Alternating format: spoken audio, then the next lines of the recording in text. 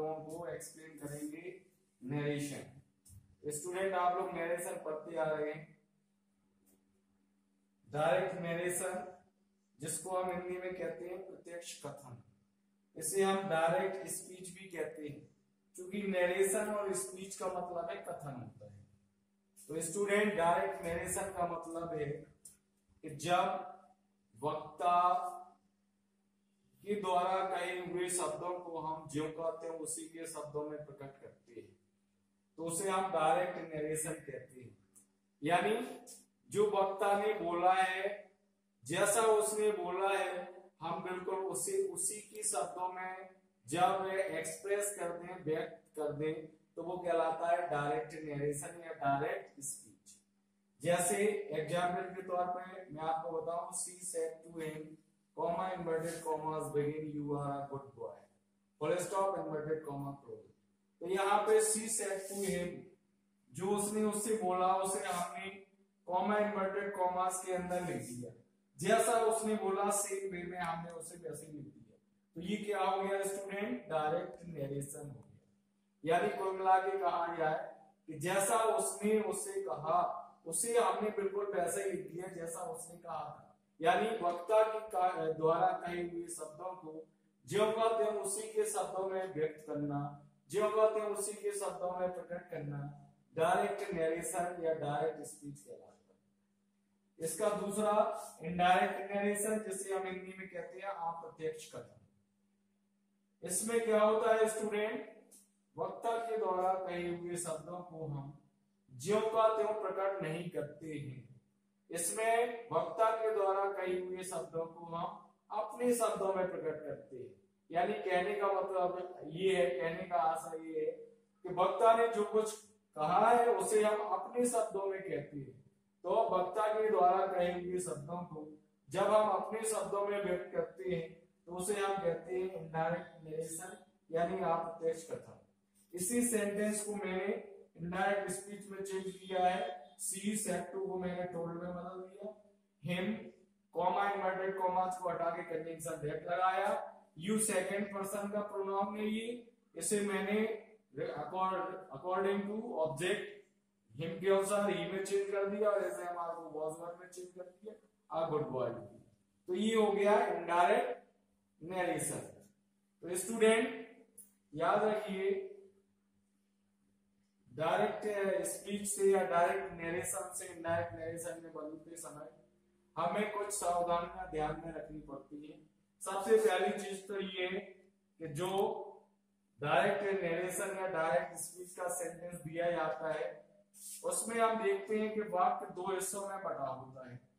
वाक्य का एक ऐसा हिस्सा होता है जो कॉमा इन्वर्टेड कॉमास के बाहर होता है, एक ऐसा हिस्सा होता है जो कॉमा इन्वर्टेड कॉमास के अंदर होता है।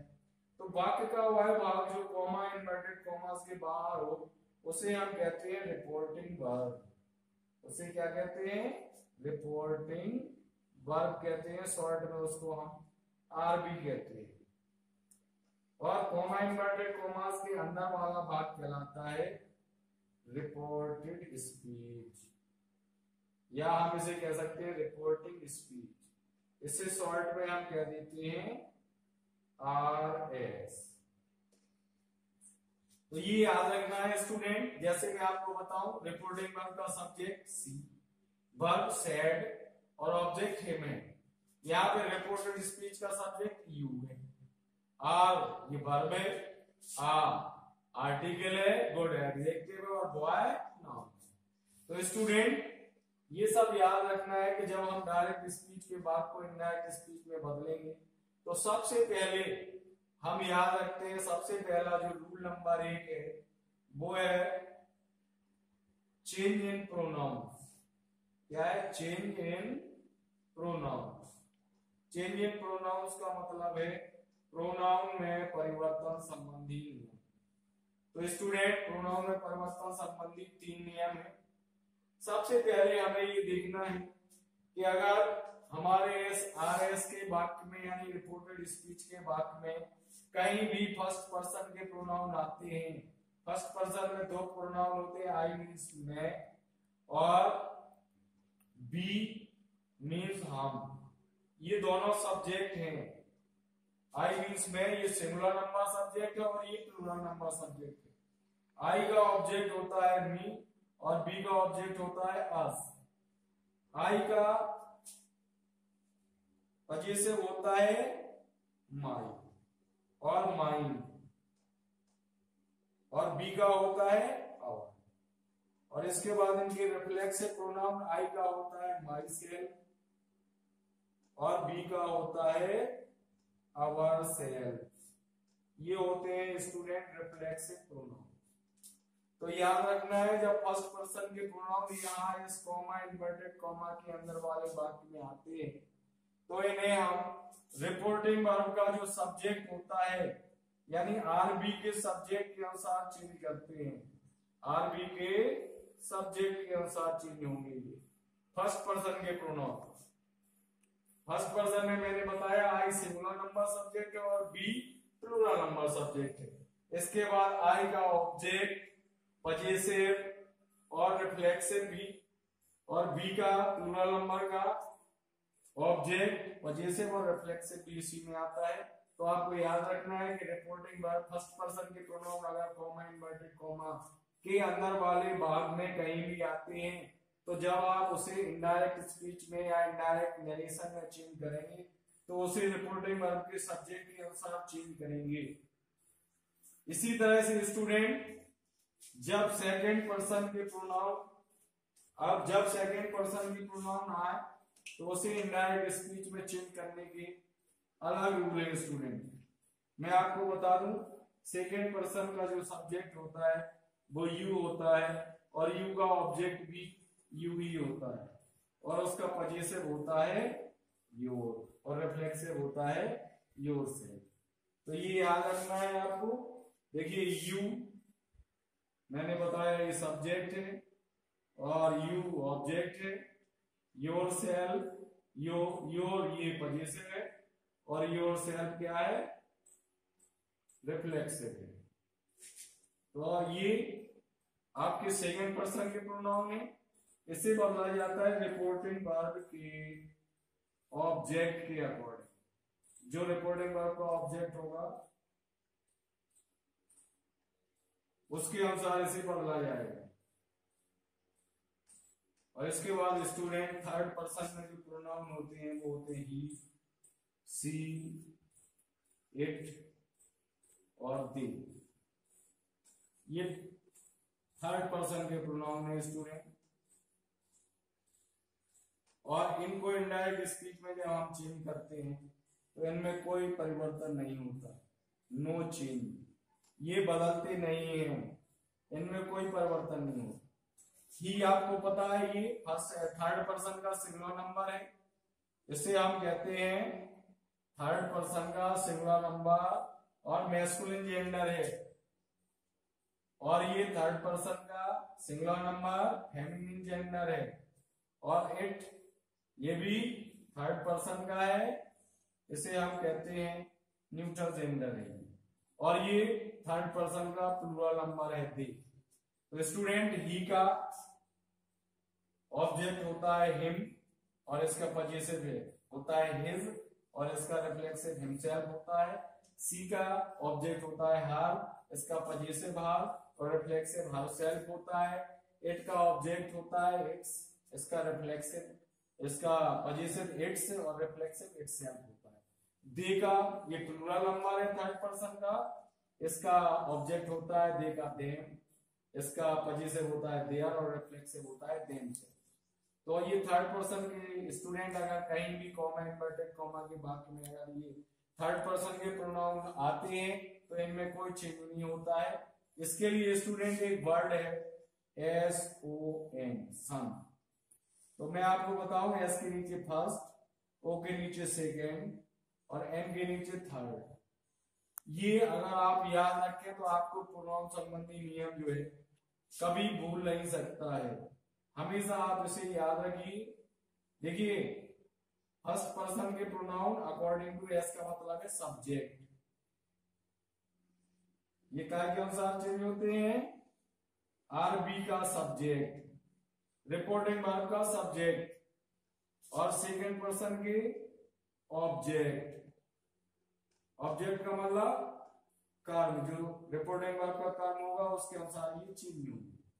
और थर्ड पर्सन की नो चेंज, नहीं बदलते हैं। तो आप याद रखिए कि जब फर्स्ट पर्सन के प्रोनाउन कॉमा इन्वर्टेड कॉमा की बात में आए हो तो उसे रिपोर्टिंग वर्ब के सब्जेक्ट के अनुसार बदलना है। सेकंड पर्सन के प्रोनाउन आए हो तो रिपोर्टिंग वर्ब के ऑब्जेक्ट के अनुसार बदलना है। थर्ड पर्सन के प्रोनाउन आए हो तो उनमें इनडायरेक्ट स्पीच में या इनडायरेक्ट नरेशन में कोई चेंज नहीं होता, वो ज्यों के त्यों लिखे जाते हैं। तो स्टूडेंट, इस तरह से हम प्रोनाउंस को चेंज कर सकते हैं डायरेक्ट स्पीच से इनडायरेक्ट स्पीच में चेंज करने के लिए। ये हमारा प्रोनाउन से रिलेटेड रूल था। सेकेंड रूल है हमारा टेंस। देखिए टेंस भी चेंज होते हैं स्टूडेंट। रूल सेकेंड है ये अकॉर्डिंग टू टेंस। टेंस में क्या होता है स्टूडेंट, हमें ये देखना पड़ता है कि हमारी जो रिपोर्टिंग वर्ब है वो प्रेजेंट टेंस में है या पास्ट टेंस में है या फ्यूचर टेंस में। तो हमें ये देखना बहुत ही जरूरी है कि हमें जब तक हम ये पता नहीं कर पाएंगे जब तक हम नहीं चेंज कर पाएंगे। तो जो हमारा दूसरा रूल है वो है टेंस से रिलेटेड। तो स्टूडेंट, रूल सेकंड क्या है? रूल सेकंड है टेंस संबंधी नियम। इसमें हमें ये देखना है कि हमारी जो रिपोर्टिंग वर्ब है स्टूडेंट, पहला रूल है इसका, रिपोर्टिंग वर्ब प्रेजेंट टेंस में या फ्यूचर टेंस में। जब हमारी रिपोर्टिंग वर्ब प्रेजेंट टेंस या फ्यूचर टेंस में हो तो स्टूडेंट इसमें हम आर एस की वर्ब के टेंस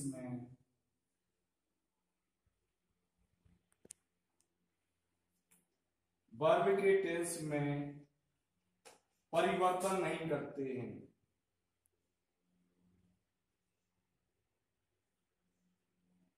इसमें क्या करते हैं? परिवर्तन नहीं करते।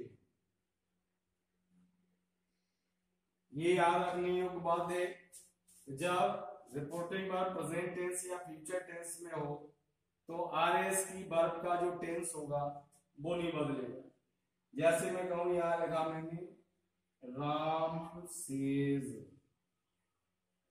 Comma inverted commas begin, I am going to my college, stop inverted commas. देखिए स्टूडेंट, ये सेज आया है रिपोर्टिंग वर्ब प्रेजेंट टेंस में, तो यहां हम लिखेंगे राम सेज की जगह सेज, कॉमा इन्वर्टेड कॉमा हटा के कंजंक्शन दैट लगा दिया। आई फर्स्ट पर्सन का प्रोनाउन है, ये अकॉर्डिंग टू सब्जेक्ट राम के अनुसार ही में चेंज होगा। अब देखिए यहाँ पे हमारा जो रिपोर्टेड स्पीच की वर्ब का टेंस है ये चेंज नहीं होगा। ये हम क्या करेंगे, आई के अनुसार इसमें हम लगा था लेकिन ही के अनुसार इज लगेगा। ही इज गोइंग टू, माई को हम चेंज करेंगे राम के अनुसार हिज में, हिज कॉलेज। तो ये हमारा सेंटेंस बदल गया। देखिए प्रोनाउंस तो हमने चेंज कर दिए लेकिन ये हमारी जो वर्ब है ये प्रेजेंट कंटिन्यूअस में है और ये वर्ब का टेंस नहीं हमने बदला है। इसी तरह से अगर फ्यूचर टेंस में भी हो ये हमारी रिपोर्टिंग वर्ब तो भी यहाँ का टेंस नहीं बदलेगा। दूसरा हमारा रूल है स्टूडेंट, जब हमारी रिपोर्टिंग वर्ब पास्ट टेंस में हो, पास्ट टेंस में हो तो हमें बहुत सारे चेंज करने पड़ते हैं। इसमें हम सबसे पहले देखते हैं present indefinite tense change into past indefinite tense, present continuous tense change into past continuous tense, present perfect tense change into past perfect tense, present perfect continuous tense change into past perfect continuous tense.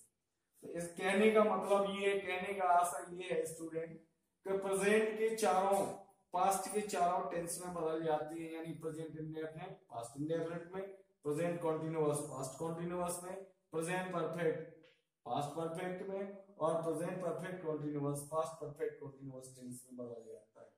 तो देखिए present indefinite past है indefinite में, यानी present के चारों tense past के चारों tense में बदल जाते हैं।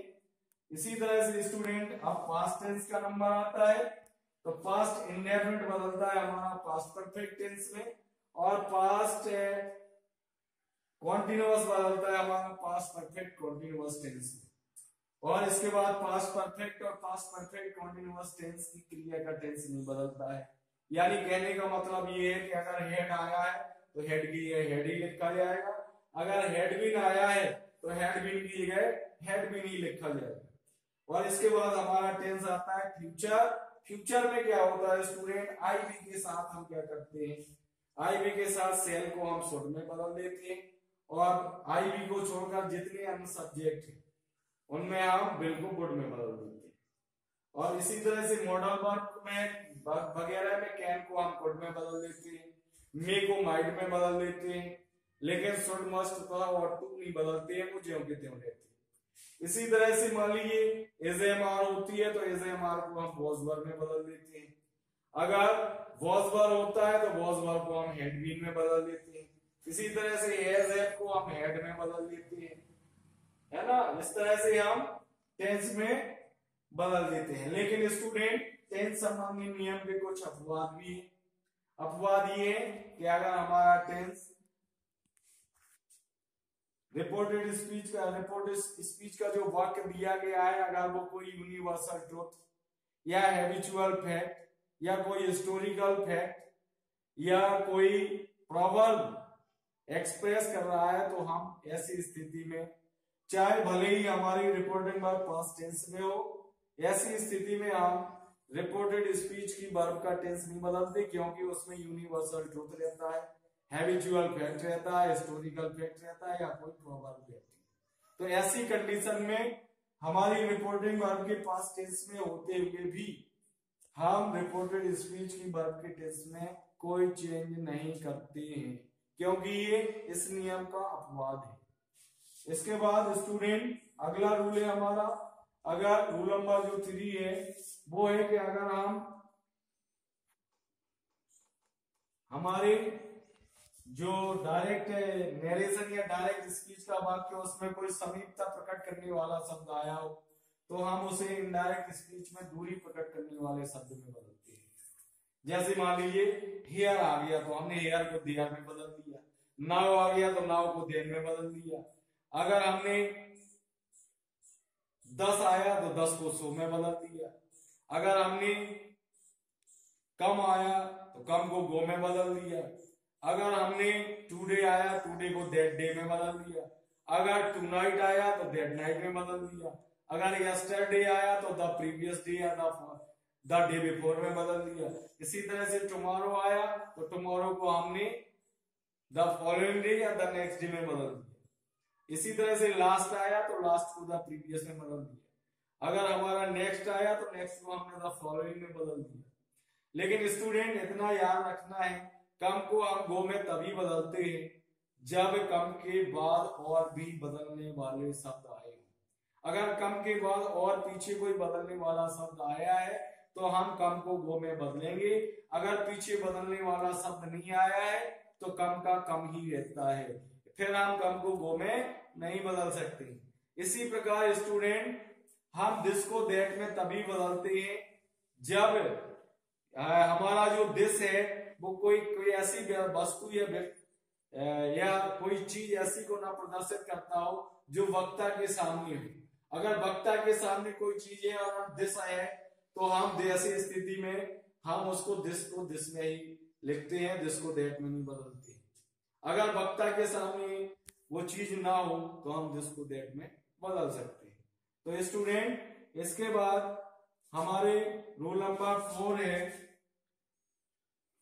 रूल नंबर 4 में क्या है, अगर हमारा डायरेक्ट स्पीच का वाक्य उसमें कोई सर या मैडम शब्द आए हो और हमें उसे इनडायरेक्ट स्पीच में चेंज करना है, तो उसके लिए एक साधारण सा रूल है कि सर या मैडम को हटा के हम रिपोर्टिंग वर्ब के आगे या रिपोर्टिंग वर्ब के पीछे रिस्पेक्टफुली जोड़ देते हैं और हम सर या मैडम को हटाकर उस पूरे वाक्य की इनडायरेक्ट स्पीच पूर्व नियमों के अनुसार कर देते हैं। इसी तरह से स्टूडेंट, अगर हमारा रिपोर्टिंग वर्ब का सेंटेंस है, रिपोर्टेड स्पीच के सेंटेंस के शुरू में अगर यस आया है तो हम ऐसी स्थिति में वाक्य को इनडायरेक्ट स्पीच में बदलने के लिए रिप्लाई इन द अफर्मेटिव में बदल देते हैं। इसी तरह से अगर हमारे रिपोर्टेड स्पीच के वाक्य के प्रारंभ में नो आया है तो हम उसको इनडायरेक्ट स्पीच में या इनडायरेक्ट नरेशन में चेंज करने के लिए रिपोर्टिंग वर्ब को रिप्लाई इन द नेगेटिव में बदल देते हैं और नो को हटा देते हैं, उसी तरह से यस को हटा देते हैं और हम शेष वाक्य की इनडायरेक्ट स्पीच कर देते हैं नियमों के अनुसार। इसी तरह से कभी कभी क्या होता है स्टूडेंट कि रिपोर्टिंग वर्ब में ऑब्जेक्ट नहीं होता है और रिपोर्टेड स्पीच में एक वर्ड में संबोधन आता है, तो हम क्या करते हैं, जब रिपोर्टिंग वर्ब में ऑब्जेक्ट ना हो और रिपोर्टेड स्पीच में एक शब्द में संबोधन आया हो तो हम ऐसे बात को इनडायरेक्ट स्पीच में चेंज करने के लिए उस रिपोर्टेड स्पीच के संबोधन को ही रिपोर्टिंग वर्ब का ऑब्जेक्ट बना देते हैं और फिर हम उसको इनडायरेक्ट स्पीच में चेंज कर देते हैं। तो ये कुछ रूल्स थे जो मैंने आपको बताए स्टूडेंट। अब इसके आगे मैं आप लोगों को बता रहा हूं, हमारे जो सेंटेंस है स्टूडेंट, जनरली हम लोग मानते हैं सेंटेंस 5 प्रकार की होती है। पहला जो सेंटेंस है वो होता है हमारा असर्टिव सेंटेंस। असर्टिव सेंटेंस जो होता है स्टूडेंट, असर्टिव सेंटेंस के भी दो भाग होते हैं। पहला होता है अफर्मेटिव सेंटेंस और दूसरा होता है नेगेटिव सेंटेंस। तो अफर्मेटिव और नेगेटिव दोनों को जोड़ करके हम कहते हैं असर्टिव सेंटेंस। पहला टाइप क्या है हमारा असर्टिव सेंटेंस। असर्टिव सेंटेंस जो हमारा होता है स्टूडेंट, तो हम उसमें क्या करते हैं, असर्टिव सेंटेंस की इनडायरेक्ट स्पीच करने के लिए हम आरबी को यानी रिपोर्टिंग में हमारी जो से होती है, से टू को हम टेल में बदल देते हैं। से टू को क्या में बदल देते हैं, टेल। अगर सीज टू होती है तो इसको हम टेल्स में बदल देते हैं और अगर हमारी केवल से होता है और सेड टू होता है, सेड टू को हम टोल्ड में बदल देते हैं और अगर से हो तो से का से ही रहता है। अगर हमारा विल से हो तो विल से ही रहता है।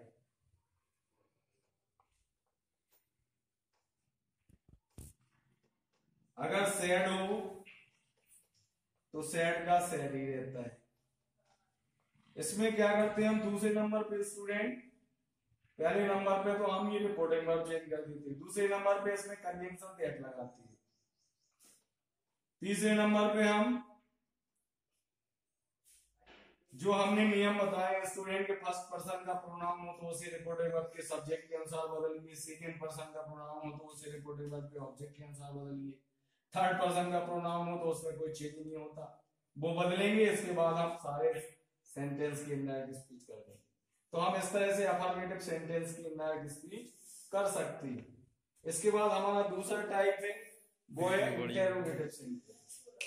हम इंटेरोगेटिव सेंटेंस को इनडायरेक्ट स्पीच में बदलने के लिए क्या करते हैं स्टूडेंट, इंटेरोगेटिव सेंटेंस को बदलने के लिए हम क्या करते हैं,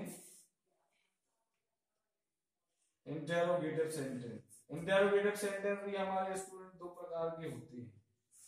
एक हमारा ऐसा सेंटेंस होता है जो हेल्पिंग वर्ब से शुरू होता है।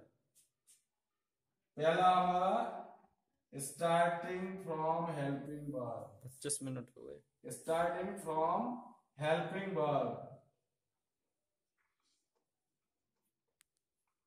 और दूसरा होता है स्टार्टिंग फ्रॉम क्वेश्चन वर्ड। तो स्टूडेंट देखिए, आज मैंने आपको इतना एक्सप्लेन किया, इसके आगे अगले वीडियो में मैं आपको एक्सप्लेन करूंगा। स्टूडेंट अगर आपको ये समझ में आया हो तो प्लीज इसको लाइक करिए, सब्सक्राइब करिए और अपने फ्रेंड्स को शेयर करिए। और इस वीडियो को देखने के लिए आपको बहुत बहुत धन्यवाद। Thank you.